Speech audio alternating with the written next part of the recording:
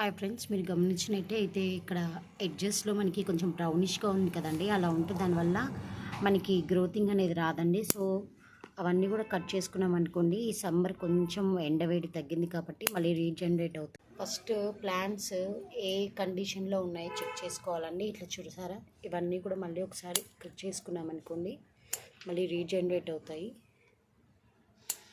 ఇవన్నీ కంపల్సరీ చేసుకోవాలండి, లేకపోతే అన్నీ ప్రాబ్లం అయిపోతాయి. అన్నీ కాలిపోయినట్టు అయిపోయాయండి. ఇవన్నీ కూడా రిమూవ్ చేసేసుకుంటున్నాను. ఫస్ట్ ప్లాంట్స్ కొంచెం చాలా డల్ కండిషన్ మోడ్లో ఉన్నాయి. సో నేను ఆకులన్నీ కూడా మోస్ట్లీ తీసేసుకొని మళ్ళీ వాటరింగ్ చేసుకొని మళ్ళీ ఫెర్టిలైజర్స్ స్టార్ట్ చేస్తాను. లేకపోతే ఇవి రీగ్రోత్ అవ్వవు, ఇక్కడితో డ్యామేజ్ అయిపోయి పాడైపోతాయి. సో ఫస్ట్ ప్లాంట్ ఏ కండిషన్లో ఉందో చెక్ చేసుకోవాలి.